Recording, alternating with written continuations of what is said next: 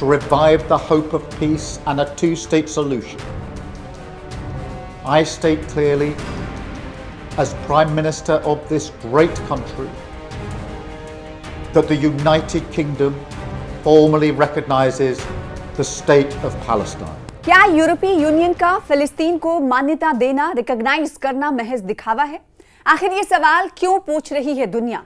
और आखिर ऐसी क्या वजह है इस सवाल को पूछे जाने की, या फिर ऐसी क्या वजह है कि ये सवाल पूछे जा रहे हैं? तो इसका जवाब भी है। जवाब ये है कि गजा में अभी भी बमबारी जारी है। तो क्या यूरोपीय देशों द्वारा फिलिस्तीन को मान्यता देना, रिकॉग्नाइज करना महज एक दिखावा है? ये सवाल खड़ा हो रहा है। आज इस वीडियो के जरिए इस सवाल का जवाब जानकारों की नजर से आपको समझाने की कोशिश करेंगे। फिलिस्तीन को मान्यता देने के लिए संयुक्त राष्ट्र संघ की बैठक हुई। इस बैठक में 145 देशों ने फिलिस्तीन को एक अलग राष्ट्र के रूप में मान्यता देने पर सहमति जताई और फिलिस्तीन के हक में वोट किया, जबकि इस प्रस्ताव के खिलाफ इसराइल और अमेरिका समेत 10 देशों ने वोट किया। बहुमत के साथ फिर फिलिस्तीन को राज्य का दर्जा देने का प्रस्ताव पास हो गया। इस प्रस्ताव को नाम क्या दिया गया है वो भी आपको इस वीडियो के जरिए बता देते हैं।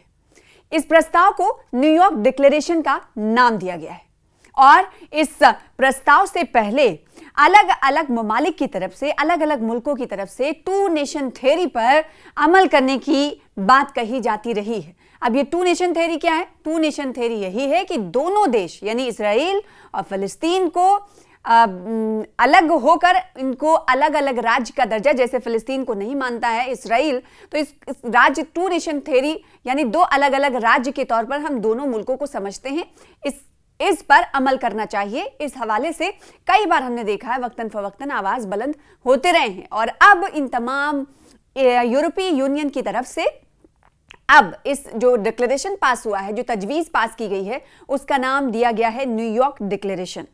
बीते रविवार को ऑस्ट्रेलिया, कनाडा, ब्रिटेन और पुर्तगाल ने फिलिस्तीन को एक स्वतंत्र यानी आजाद संप्रभु राष्ट्र के रूप में मान्यता दे दी है, रिकॉग्नाइज कर लिया है। अभियान में यूरोप के अन्य देश भी शामिल हो सकते हैं, यानी सिर्फ तस्वीर यहीं तक नहीं होगी, तस्वीर और लंबी हो सकती है, फहरिस्त जो है, लिस्ट जो है लंबी हो सकती है, जो टू नेशन थ्योरी पर अमल करते हुए नजर आएंगे, यानी फिलिस्तीन को मान्यता देते हुए नजर आएंगे।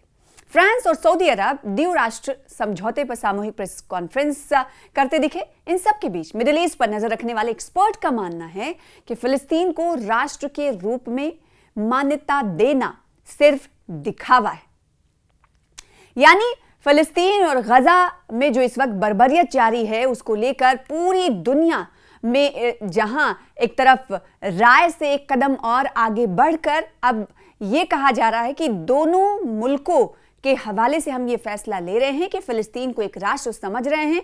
ये कोई बड़ा स्टेप नहीं है, ये सिर्फ और सिर्फ मुल्कों के द्वारा उठाया गया एक जो कदम है वो दिखावे की तरह है। ये कौन कह रहा है?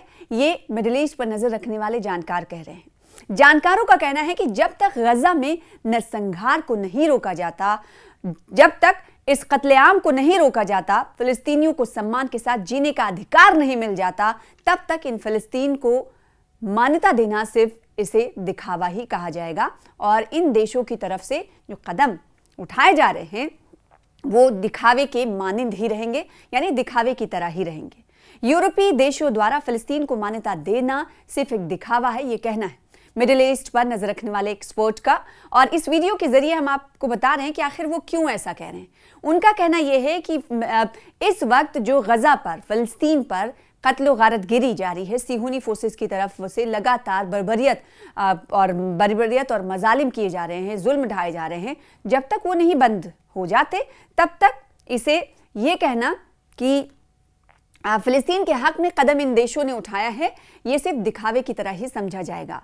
और साथ ही साथ इस पर एक्सपर्ट्स की एक और राय है, वो कह रहे हैं कि इस घटना पर अभी यूरोप देश के इजराइल के खिलाफ कोई गंभीर कार्रवाई नहीं दिख रही है, यानी जो यूरोपियन ममालिक हैं, EU है जिसमें 27 कंट्रीज शामिल हैं, इन 27 देशों की तरफ से इजराइल के खिलाफ फिर तो कोई कदम उठाया जाना चाहिए, जबकि ये देश ऐसा करते हुए नहीं नजर आ रहे हैं। यूरोपीय देशों की तरफ से ये कह देना कि हम टू नेशन थ्योरी पर अमल करते हुए इसराइल के खिलाफ ये कदम उठा रहे हैं, फिलिस्तीन के हक में कदम उठा रहे हैं, उसे राज्य का दर्जा दे रहे हैं, लेकिन यहाँ पर ये बात काबिले गौर है कि इन देशों की तरफ से फिलिस्तीन के हक में कदम तो उठाए जा रहे हैं, लेकिन इसराइल के खिलाफ कोई कदम नहीं उठाया जा रहा है, कोई गंभीर कार्रवाई नहीं की जा रही है, कोई एक्शन प्लान अमल में नहीं लाया जा रहा है, कोई रोड मैप सामने नहीं है और सिर्फ दिखावे के लिए फिलिस्तीन को एक राष्ट्र के रूप में मान्यता दे रहे हैं, जब पूरी दुनिया इजराइल के खिलाफ है और इंटरनेशनल सतह पर अलग थलग पड़ने के बावजूद इसराइल गजा में बमबारी कर रहा है। इसराइली हमलों में अब तक 65,000 से ज्यादा लोगों की मौत हुई है और लाखों लोग विस्थापित हो गए।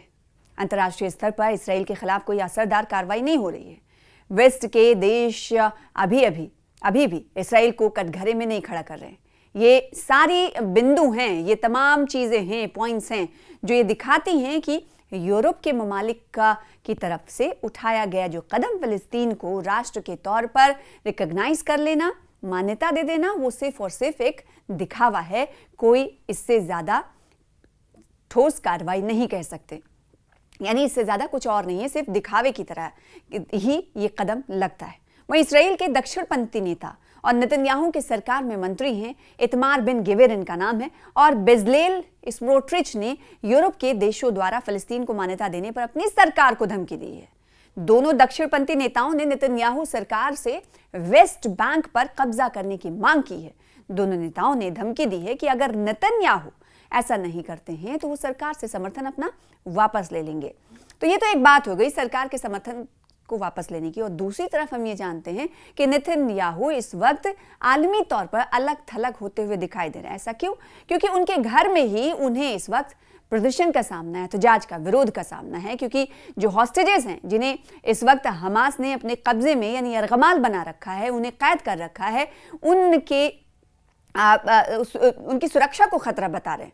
हॉस्टेजेस की जो फैमिली है लगातार सड़कों पर इसराइल में उतरते हुए दिखाई देती हैं, अलग अलग शहरों में, और ये तादाद कोई कम नहीं बल्कि लाखों की होती है। और इन्होंने सिर्फ सड़कों पर उतरकर ही प्रोटेस्ट नहीं किया, बल्कि उन मकामात का भी रुख किया जहां से उनकी आवाज़ और तेज तर हो, जैसे मिनिस्टर्स के घरों के सामने, मंत्रियों के घरों के सामने भी उन्होंने प्रोटेस्ट किया और ये मांग की कि जो हॉस्टेजेस हैं उन्हें छुड़ाया जाना चाहिए, और नेतन्याहू जिन्होंने वेस्ट बैंक पर फैसला लिया है इस पर कब्जा करने को लेकर, और साथ ही साथ जो सुरक्षा कैबिनेट की तरफ से जो तजवीज़ पास हुई है उसके खिलाफ इन तमाम लोगों ने उठ खड़े होकर इसराइल के वज़ीर आज़म PM को कहीं ना कहीं उनकी नींद को हिला दिया था और उनकी नींद हराम कर दी थी। तो ऐसा प्रोटेस्ट ऐसा है नहीं कि इसराइल के खिलाफ ये कम होता जा रहा है। दूसरी तरफ आलमी दुनिया में भी हम देखें तो वहां से भी एक्शन प्लान तैयार किए जा रहे हैं, लेकिन ये जो कदम है EU का, वो सिर्फ और सिर्फ कहा जा रहा है कि महज एक दिखावा है।